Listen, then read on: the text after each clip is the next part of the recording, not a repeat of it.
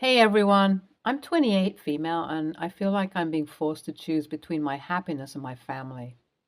I did not want to be put in this situation, but I feel like I have no other choice. I've been married to my husband, 29 male, for the past 3 years. As our wedding happened right before COVID, my family, mom, stepdad, and stepsister Leah, did not have the opportunity to have a family gathering per se. We were in lockdown in two different states, so after Thanksgiving this year, we were financially stable enough. My family suggested I should go on a weekend visit to the lake with them. My stepdad, who's a real estate agent, has a lake house, and we were going to go there.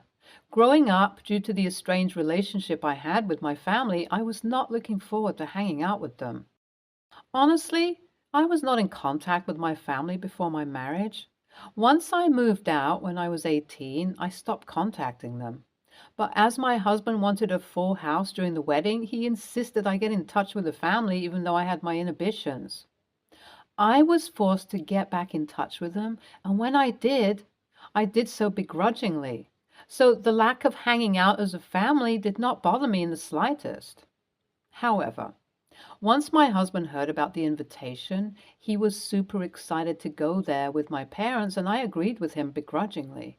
While I was at the weekend retreat, I was reminded of the partiality that my family showed towards Leah, and I actively chose not to be a part of all of these social moments when they sat around the fire or by the lake and discussed everything. My husband was a part of that. As we decided to go during a long weekend, we were there from Friday to Sunday. On Saturday night, they were drinking by the fire, and as I am not much of a drinker, I decided to take my exit. The next day, when I woke up, my husband, who was super excited about going with the family, seemed uncomfortable. He was uncomfortable for as long as we were with Leah. Once we had parted ways, my husband seemed much more like himself. I asked him about it, and he did not tell me anything. That led me to believe that something may have happened between them, as Leah had previously done that type of behavior when I was in high school. I assumed that my husband had an affair with Leah, but I tried not to let those intrusive thoughts affect me because if they had truly done something, he would have told me. Since the retreat, my husband was not very comfortable around Leah, which made the whole anxiety worse. Well, 3 days ago, my parents dropped a bombshell on me. They called me and told me that Leah is pregnant, and she told them that it is my husband's baby. So, as a good elder sister, I should divorce my husband and let him marry Leah instead. Hearing that broke my heart, and now that things hit the fan, I decided to confront my husband. He told me that while it is true that they were physically intimate, he did not mean for it to happen. Leah made him drink a lot more than he can tolerate. He's very lightweight, and to a certain extent forced him to be intimate with her. He does not remember much of the night, but he remembered every time he said no and she kept trying to kiss him and then waking up next to her naked. With how everything is laid out in front of me, I do not know how to describe the situation. It feels like an affair, but not an affair at the same time. I'm so overwhelmed and I do not know what I am going to do anymore. Update 1. Since a lot of you wanted to know about my history with Leah, the story started when I was 14 years old. My parents had separated 3 years ago, and since then it was evident that my mother was not very happy with her life. My mother had always attached her self-worth to how much love she was getting from other people, so separating from my father, who she has been with for a very long time, affected her quite a bit. She met my stepdad when I was 14. Their chemistry and attraction were immaculate, and 2 years later they got married. Stepdad moved in with us, and along with him came my stepsister. Leah was barely a year younger than me, and she was everything that I was not.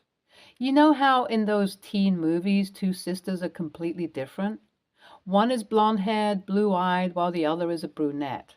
One is preppy and popular, while the other is a loner. Yeah, well, that was what happened in my life. Leah and I were extremely different. She was the perfect grade student, while I was a mediocre student. As she was so perfect and beautiful and amazing, she highlighted all the flaws I had. She made sure that everyone in the family and outside the family knew that I had a lot of flaws. Everything she did was to spite me. I know it was.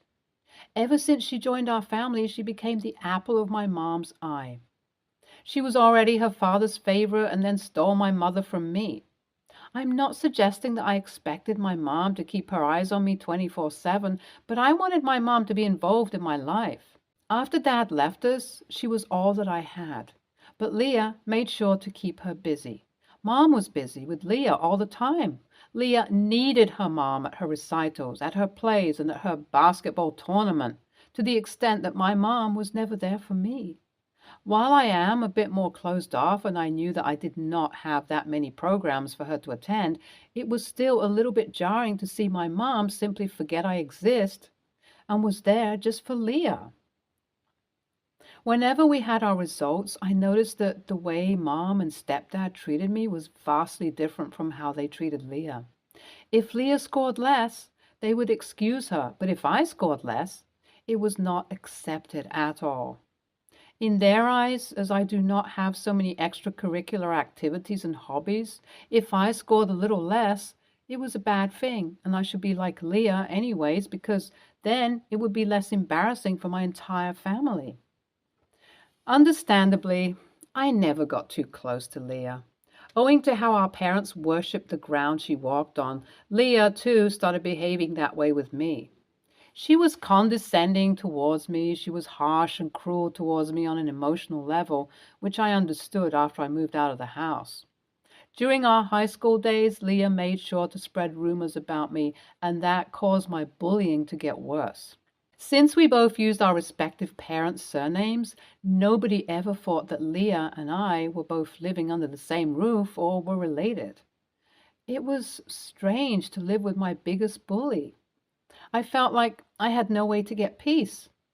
This is why, when I got the opportunity to leave the state and move somewhere else, I did. I moved out of the house for the sake of my university. Once I moved out of the house, things were so much better, honestly. I had no intention of ever getting back in touch with the family, and I hate that I was forced to get back in touch with them. And now that all is said and done, you guys can see why I hate everything about my family. My family does not feel like my family anymore, and I feel so lost. As far as my husband is considered, as I have mentioned before, he has insisted several times that he had no intention of having sex with her, and what happened was something he did not have any control over, and he definitely does not want to be stuck with her. While he is saying this, my whole family keeps insisting that I should accept that my marriage is dead and let her have him instead. Since she's carrying his child, it would be better if they are together, as that would be better for the family they're about to have. Honestly, any advice you guys have would be extremely helpful. Update 2. I hear what you guys are saying. I will refuse the whole divorce thing because honestly, my husband is the victim.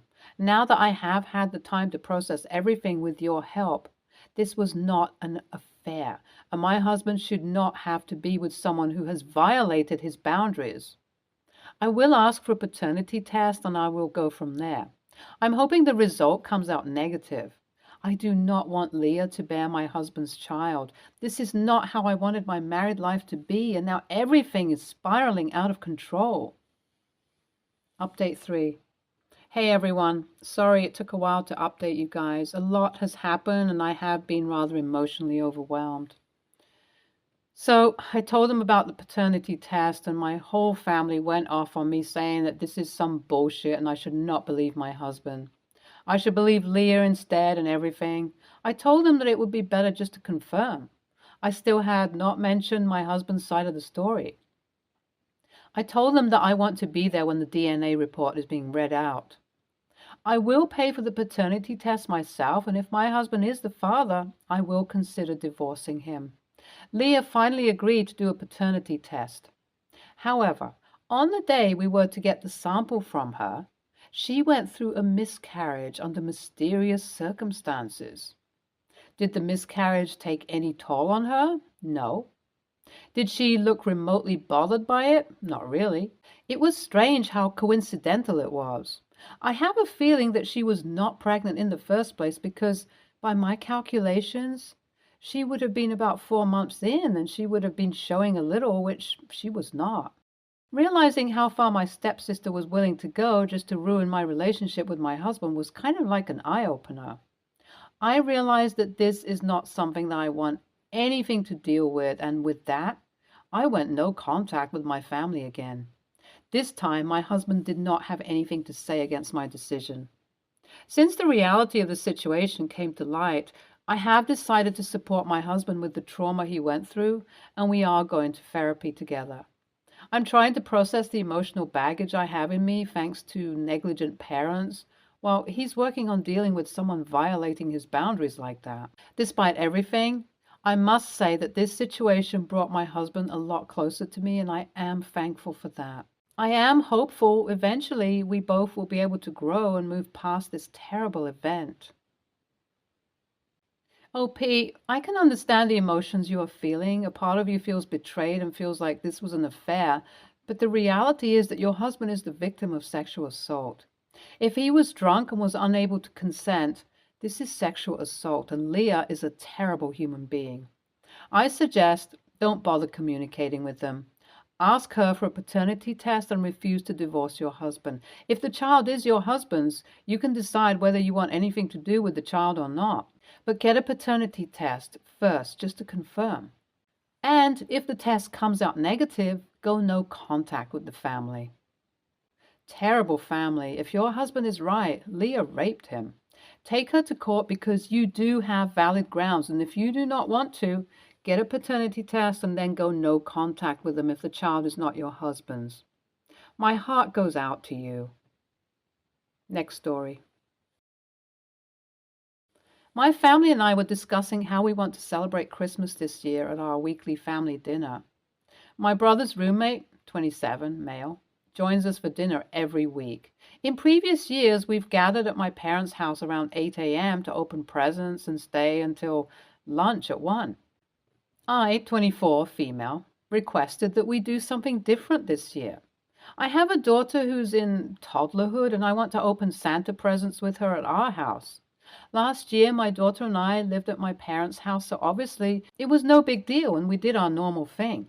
Since we have our own home now, I'd like to open presents with her at my house and asked if we could all gather at 2 p.m. at my parents', do presents, then have dinner at about 5.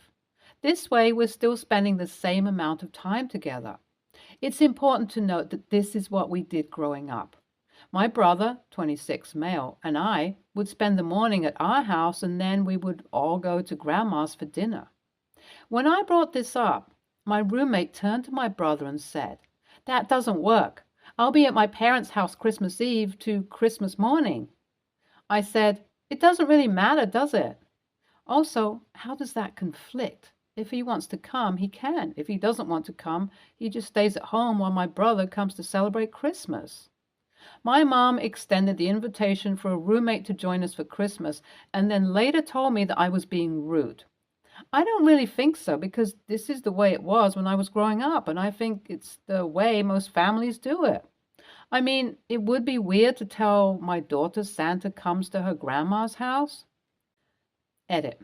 I don't believe my brother's roommate is his boyfriend. I'm out as bisexual, and my brother has never told me he was bi or gay and does not act like his roommate is his partner. Edit 2. He was not invited before he made that comment. He's not in the family group chat and wasn't involved in the Secret Santa name drawing. NTA.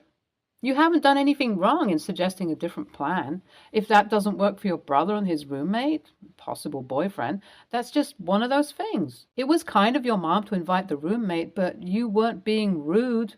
None of you have been given any indication they would expect or want to spend the afternoon together, and at the slightest hint, your mom was happy to invite the friend. All seems perfectly polite and reasonable. NTA. He shouldn't have given the "that doesn't work" response. He should have let everyone come to a decision and then informed the group that he wouldn't be able to come and let that be that. He's your brother's roommate, not his partner nor family. NTA, you might have been a bit rude in how you expressed it, but not AH for the basic premise. This is not a family member, it's a roommate who has had the benefit of joining family meals in the past. You have a child now. Traditions evolve as families change, and what you have asked for is totally reasonable. A roommate's feelings don't really belong in this equation. Next story. First things first, I'm broke. Anyway, earlier today I got a text from my friend asking me to come with her to the store to buy some Christmas gifts for her family. Both of us don't have a car, so we had to Uber there and back. The cost going was $32 and coming back was $36, so $68 in total. After we got back to her place, she sent me an Apple Pay request charge of $34. I was confused as to why, because she's the one that asked me to come with her.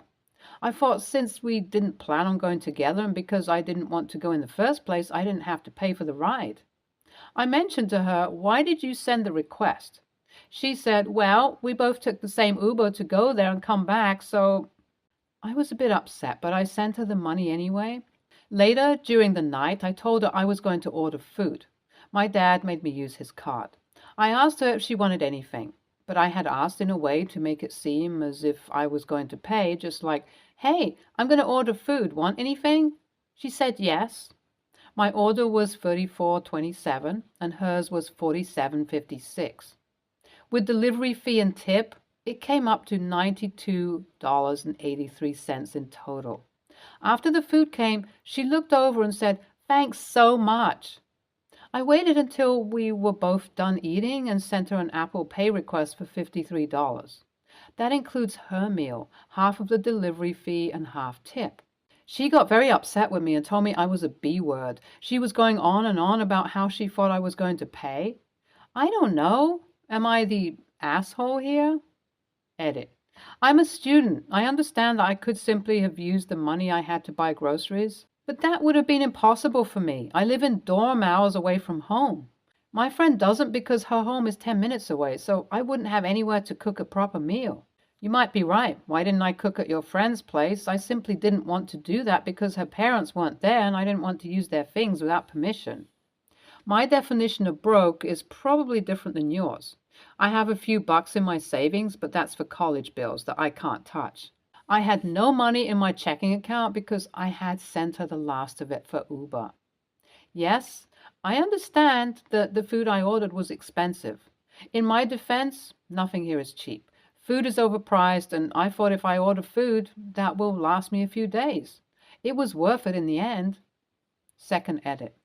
She paid me back. The money was sent back to my dad's account.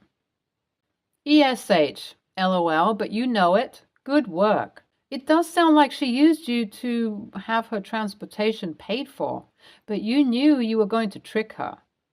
In the future, especially since money is tight, talk about the finances with anybody you are making similar plans with. If it's transportation, food, movies, activities, etc., it will be better for all your friendships in the long run. NTA, she clearly invited you so she could split the Uber ride, which is messed up. She also shouldn't expect someone else to pay for her food. When you go out with friends and they ask you if you want something, you ask them how much it was or ask for the receipt to pay them back. If they said don't worry about it or it's on me, that's when they offer to pay. That person usually pays them back by buying the food next time. You clearly need to talk to your friend and make things clear. If you like hanging out with that person, let that be known, but tell her that you are not in a financially good position. You do like hanging out with her, but if it involves money, to let you know to make sure you can afford it. You could also make an arrangement to buy groceries at the same time, so that way you don't pay for an Uber ride you just accompanied her for. Stay tuned for more stories from Our Girl Relationships.